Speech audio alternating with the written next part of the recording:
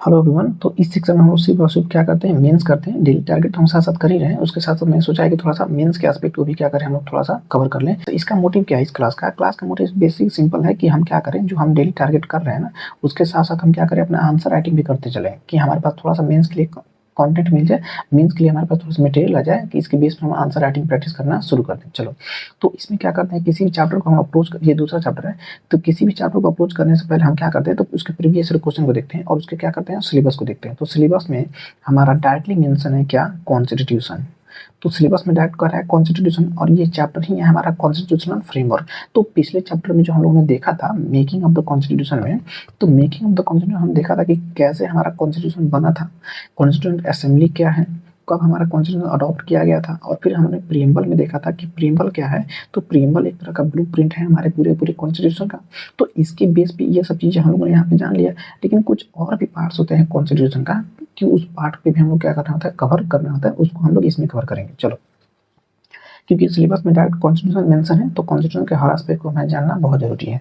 अब देखो, इसमें क्या देखते हैं, चलो कि क्या इससे क्वेश्चन पूछा है कि नहीं पूछा। तो कह रहे हैं कि यहाँ पे इस चैप्टर से कोई भी डायरेक्ट क्वेश्चन नहीं पूछा गया अभी तक, कॉन्स्टिट्यूशन फ्रेमवर्क से कोई भी डायरेक्ट क्वेश्चन नहीं पूछा गया, लेकिन इसको क्वेश्चन पूछा गया कहाँ पे, लिंक करके किसी और चैप्टर से। जैसे देखो यहाँ पे क्या कर रहा है कि एक क्वेश्चन है 2023 में, क्या कर रहा है कि the constitution of India as a living instrument, कुछ दिया क्वेश्चन, बात कर रहे हैं किसका, कॉन्स्टिट्यूशन ऑफ इंडिया का, as a living instrument with capabilities of enormous dynamism, it is constitution made for progressive society. चलो, अगर क्वेश्चन में सिर्फ ये कहता तो हम टोटल का टोटल कॉन्स्टिट्यूशन के बारे में लिखते हैं, पूरा का पूरा कॉन्स्टिट्यूशन के पार्ट को कवर करते हैं, कॉन्स्टिट्यूशन क्या होता है, लिविंग इंस्ट्रूमेंट किसे कहते हैं, ये सब चीज़ों के बारे में हम लिखते हैं।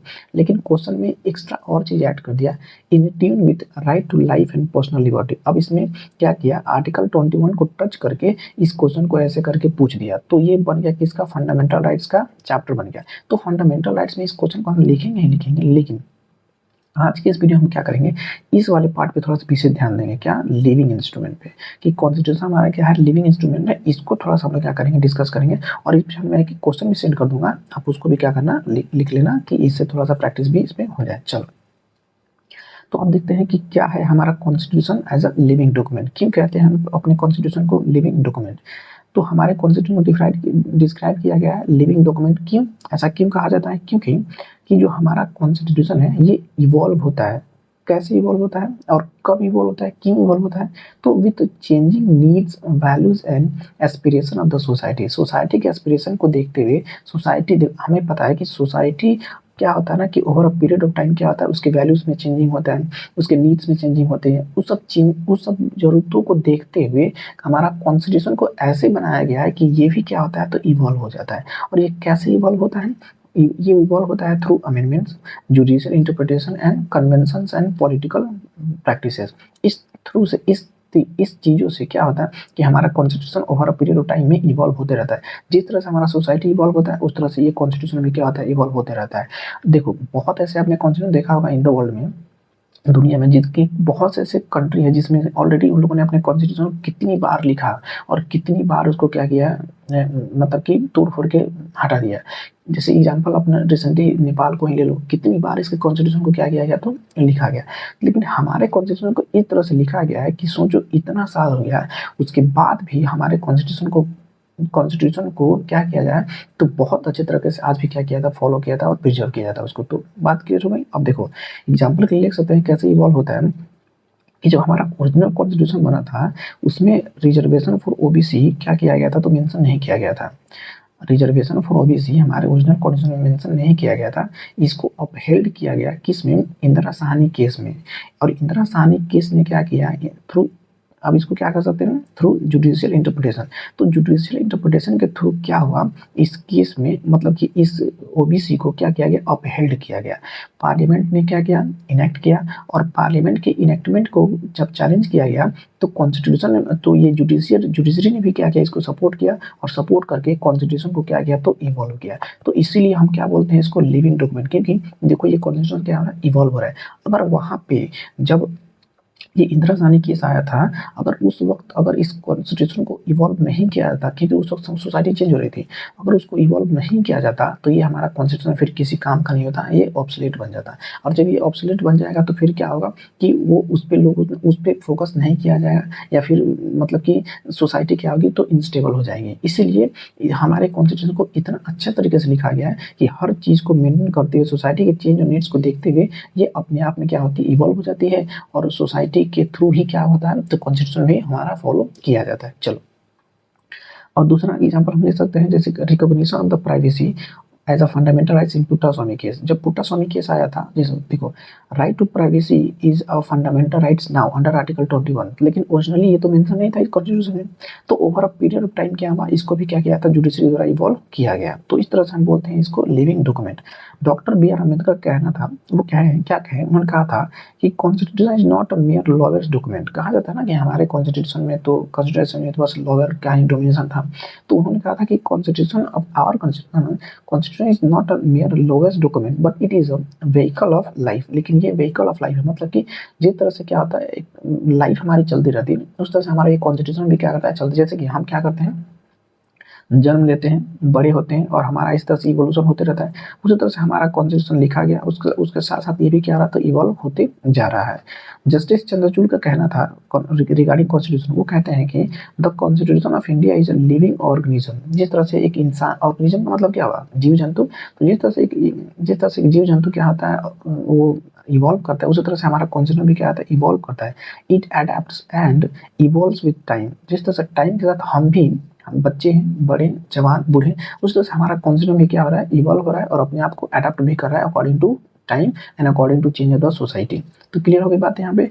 तो ये हो गया कि what is and why it is called living documents. अब कुछ इंटरप्रिटेशन है कॉन्स्टिट्यूशन को लेकर के, क्या है कि अगर कोई भी कॉन्स्टिट्यूशन को बहुत ज़्यादा रिजिड बना दिया जाए, if any constitution become too rigid, ये बिकम ऑब्सोलेट। ऑब्सोलेट का मतलब होता है कि आउटडेटेड हो जाएगा। अगर किसी भी चीज़ को बहुत ज़्यादा रिजिड बना दिया जाएगा, वो समय के साथ इवॉल्व नहीं हो रहा है, तो वो चीज़ क्या होता है, आउटडेटेड हो जाता है, और फिर उसका कोई वैल्यू नहीं होता है। और यदि किसी कॉन्स्टिट्यूशन को क्या किया जाए, बहुत ज़्यादा फ्लेक्सिबल बना दिया जाए, तो इनस्टेबिलिटी को वो क्या कर सकता है, तो क्रिएट कर सकता है। जो आएगा वो जैसे मान लो कि बहुत ज़्यादा फ्लेक्सिबल है हमारा कॉन्स्टिट्यूशन, जो गवर्नमेंट आएगी अपने हिसाब से वो क्या करेगी, उसको अमेंड कर देगी। फिर दूसरा गवर्नमेंट आएगी, वो अपने हिसाब से अमेंड कर देगी। फिर दूसरा गवर्नमेंट आएगी, अपने हिसाब से अमेंड कर देगी। तो इस तरह से क्या होगा, ये क्या हो जाएगा, तो इनस्टेबल हो जाएगा, इंस्टेबिलिटी को क्रिएट कर देगा सोसाइटी में। इसीलिए हमारे कॉन्स्टिट्यूशन के जो फ्रेमर्स ऑफ कॉन्स्टिट्यूशन ने क्या किया, they adopted a balance approach ensuring constitutional stability along with the adaptability. देखो ये सब कुछ टर्म्स यहाँ पर लिखा गया ना, ये कुछ कीवर्ड्स है ना, इस कीवर्ड्स को डायरेक्ट हम लोग क्या करना होता है ना, यूज करना होता है आंसर राइटिंग में। ये पॉलिटिकल कीवर्ड्स हैं, और इस कीवर्ड्स पे ध्यान देना, और इस सबको याद करने की कोशिश करना, मतलब कि दिमाग में रखने की कोशिश करना, और बार बार आंसर में ये सब कीवर्ड्स यूज करना। इस तरह से आंसर हमारा क्या होता है, थोड़ा स्टैंडर्ड आंसर बनता है। चलो ठीक है, क्या यहाँ पे गया कि हमारे कॉन्स्टिट्यूशन को ऐसे बनाया गया कॉन्स्टिट्यूशन असेंबली के द्वारा कि ये समय के साथ साथ क्या होता है कि कॉन्स्टिट्यूशन स्टेबिलिटी क्रिएट करता है अलॉन्ग विद द एडेप्टेबिलिटी। ठीक, तो ये कुछ तो क्या था, इंटरप्रिटेशन था। अब देखते हैं थोड़ा सा फिलोसफी ऑफ द कॉन्स्टिट्यूशन। दुनिया में कोई भी कॉन्स्टिट्यूशन हो, वो मोस्टली क्या होता है ना, फिलोसफी पे ही बेस्ड होता है। कुछ मान लो कि कुछ लोग होते हैं जो कॉन्स्टिट्यूशन लिखे, जैसे हमारे यहाँ कॉन्स्टिट्यूशन असेंबली हो गई, तो कॉन्स्टिट्यूशन असेंबली के दिमाग में कुछ तो चल रहा होगा, उनके माइंड में कुछ तो होगा, कुछ तो उनकी फिलोसफी होगी कि हमारा कॉन्स्टिट्यूशन कैसे होगा, हमारा देश कैसा होगा, तो उसको हम बोलते हैं फिलोसफी। तो वो फिलोसफी पे बेस होता है। मोस्ट ऑफ द कंट्रीज में सारे चीज फिलोसफी नहीं होता, लेकिन कुछ पार्ट होता है जो फिलोसफी पे बेस होता है। आओ देखते हैं कौन कौन। पहला, moral foundation of the constitution। क्या होता है moral foundation of the constitution? While not every law is a moral, constitution का हर लॉ moral नहीं कहलाता है, लेकिन many laws are deeply connected to the collective moral commitments। बहुत ऐसे जो लॉ, सारे लॉज तो हमारे कॉन्स्टिट्यूशन के मोरल नहीं है, लेकिन बहुत ऐसे लॉ हैं जो डीपली कनेक्टेड है हमारे किससे, मोरल वैल्यू से। हमारे मोरल जो कनेक्टिविटी, जो मोरलिटी है, वैल्यूज है, उस वैल्यू से क्या हो रहा है, पूरी तरह से वो क्या है, तो कनेक्टेड। एग्जाम्पल के लिए देख लो यहाँ पे, जैसे कि लिबर्टी हमारे लिए बहुत ज़्यादा इंपॉर्टेंट इसलिए थी क्योंकि हम तकरीबन 200 से 300 सालों तक क्या किए थे, अंग्रेजों के द्वारा रूल किए गए थे। तो हमारे लिए मोस्ट इंपोर्टेंट क्या था, तो लिबर्टी, फ्रीडम, हमारी लिबर्टी बहुत ज़्यादा इंपॉर्टेंट थी। तो ये हमारे क्या हो गया, फिलोसफी बेस हो गया कि liberty was the most important thing in our constitution. दूसरा, इक्वालिटी, मतलब कि जब अंग्रेज थे तो उनके बीच में बहुत ज़्यादा क्या था, रेशियल डिस्क्रिमिनेशन था, बहुत ज़्यादा भेदभाव था। तो वो हमें चाहिए इक्वालिटी। और उसके बाद हमारे बीच में भाईचारा होना चाहिए, फ्रेटर्निटी एंड जस्टिस होना चाहिए। तो ये हो गई कहीं ना कहीं क्या, कि कुछ ऐसी कलेक्टिव मोरल वैल्यूज जो हमारे कॉन्स्टिट्यूशन में क्या किया गया तो इनेक्ट किया गया, जैसे कि liberty, equality, fraternity and justice, which are explicitly mention in the preamble, जो कि डायरेक्टली हम क्या किस में मेंशन किया गया है, प्रीएम्बल में। ये सारे इंपॉर्टेंट किस में मेंशन है तो प्रीएम्बल में। ठीक, उसके बाद दूसरा क्या है, core values embed in the constitution. क्या क्या कोर वैल्यूज हैं जो कॉन्स्टिट्यूशन में इम्बेड किया गया है? तो हमारा जो कमिटमेंट्स था वो किस चीज़ को लेकर के था कि हमें चाहिए फ्रीडम, हमें चाहिए इक्वालिटी, हमें चाहिए सोशल जस्टिस, और हमें चाहिए क्या, नेशनल यूनिटी। नेशनल यूनिटी क्यों? क्योंकि हमारा जो कंट्री था, जब हमारा कंट्री खुद आज़ाद हुआ था तो उसमें देखेंगे कि अपने देखे होंगे कि कैसे हमारे कंट्री को क्या किया था, इंटीग्रेट किया गया था, कितना प्रॉब्लम हुआ था। तो ये सब चीज़ें हमारे कॉन्स्टिट्यूशन में क्या किया गया, डाला गया कि ये हमारे लिए बहुत ज़्यादा इंपॉर्टेंट है। जैसे नेशनल यूनिटी बहुत ज़्यादा इंपॉर्टेंट है, सोशल जस्टिस होना चाहिए, फ्रीडम होना चाहिए और इक्वालिटी होना चाहिए। जो नेक्स्ट टर्म है जो फिलॉसफी से रिलेटेड है वो क्या है, लिबरलिज्म। क्या होता है लिबरलिज्म? इसका मतलब क्या हुआ कि अगर हम कंपेयर करें वेस्टर्न लिबरलिज्म को तो देखेंगे आप कि जो वेस्टर्न का जो लिबरलिज्म होता है वो तो prioritise individual rights over social good, मतलब कि वो क्या करते हैं, इंडिविजुअल राइट को ज़्यादा वैल्यू देते हैं ओवर सोशल गुड। लेकिन जो इंडियन लिबरलिज्म होता है वो क्या करता है, blends individual freedom with the social justice and community values. हमारे यहाँ सिर्फ हम इंडिविजुअल लिबरलिज्म को तो देते हैं, इंडिविजुअल फ्रीडम को तो देते ही हैं, उसके साथ साथ हम क्या करते हैं, जो हमारी जो ये सोशल जस्टिस और कम्युनिटी वैल्यूज है उस पर भी हम लोग क्या करते हैं, विशेष तरीके से ध्यान देते हैं। कभी तो बोला जाता है ना कि हम जो है हमारे देखना आप बाहरों में देखना कि उनके बीच में उतना सोसाइटी में इंटरकनेक्शन नहीं होता है, लेकिन हमारे यहाँ सोसाइटी में बहुत ज़्यादा इंटरकनेक्शन होता है किसी पर्टिकुलर कम्युनिटी को लेकर के। आप देख रहे हैं कि कितना ज़्यादा वो पक्षपात, क्या बोलते हैं कि एक तरह से पक्षपात होता है, पक्षपात ये शायद ये अच्छा वर्ड नहीं है, लेकिन इंक्लिनेशन कह सकते हैं, किस तरह से किसी पर्टिकुलर कम्युनिटी को अपने लिए कितना इंक्लिनेशन होता है, तो इसमें हम देख सकते हैं। ठीक है, उसके बाद recognition of the community and group rights. हमारा कॉन्सेप्ट क्या करता है, तो ग्रुप के राइट्स को क्या करता है, बहुत ज़्यादा वैल्यू देता है, कम्युनिटी के राइट्स को बहुत ज़्यादा वैल्यू देता है। कैसे? देखो, the concept recognise India is a plural, hierarchical and diverse society. We know very well that our society is very diverse. Our society is very much plural. Our society is very hierarchical. So उस सारे के सारे aspect को हमारा concept क्या करता है, recognise करता है and balance individual rights with the community based rights. और इंडिविजुअल राइट्स को भी ध्यान में रखता है और ये कम्युनिटी का जो राइट्स है उसको भी क्या करता है, ध्यान में रखते हुए कॉन्स्टिट्यूशन हमारा बना हुआ है। एग्जाम्पल के लिए देख लो, जैसे कि रिलीजियस एंड लिंग्विस्टिक माइनॉरिटी, जैसे कि ये सारे के सारे क्या माइनॉरिटीज हैं, लिंग्विस्टिक माइनॉरिटीज और रिलीजियस माइनॉरिटीज।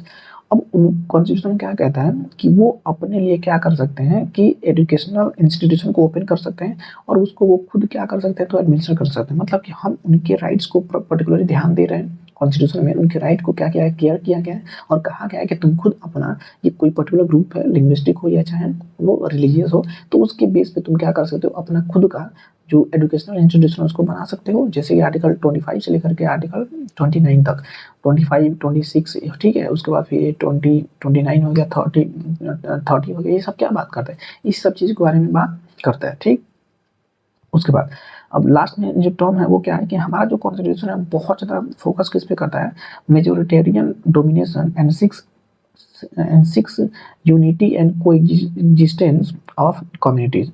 कहना है कि हमारा जो कॉन्स्टिट्यूशन है वो प्रिवेंट करता है कि कोई भी पर्टिकुलर मेजोरिटी है किसी भी ग्रुप का, वो जो माइनॉरिटी है वहाँ पे उनका डोमिनेशन ना हो जाए, तो उसको बहुत ज़्यादा प्रिवेंट करता है। और उसके बाद ये प्रमोट करता है, सीख करता है क्या कि एग्जिस्टेंस ऑफ द कम्युनिटी, की सबका क्या हो, एग्जिस्टेंस हो कम्युनिटी का, सबके बीच में हार्मनी हो और इस तरह से करके हमारी सोसाइटी क्या हो तो मूव करे। तो ये रहा ओवरऑल कि कुछ चीज़ें जो हमें कॉन्स्टिट्यूशन से बहुत ज़्यादा जरूरी था जानना, क्योंकि हमारे सिलेबस में भी वर्ड कॉन्स्टिट्यूशन मेंशन है। तो आज हमने देखा कि constitution as a living document क्या होता है, और दूसरा कुछ फिलोसफी ऑफ द कॉन्स्टिट्यूशन है जो हमें क्या करना था, दिमाग में रखना था। जैसे कोर वैल्यूज वगैरह हो गया, मोरल फाउंडेशन हो गया, कोर वैल्यूज वगैरह हो गया, और हमारे कॉन्स्टिट्यूशन के जो फिलोसफी में किस चीज़ हम विशेष ध्यान देते हैं, वो सब चीज़ों को यहाँ पे हमने देखा। ये 1 पेज नोट्स है, तो ठीक है, इस पे नोट्स को मैं सेंड कर दूंगा टेलीग्राम चैनल पे, आप डोंट वरी।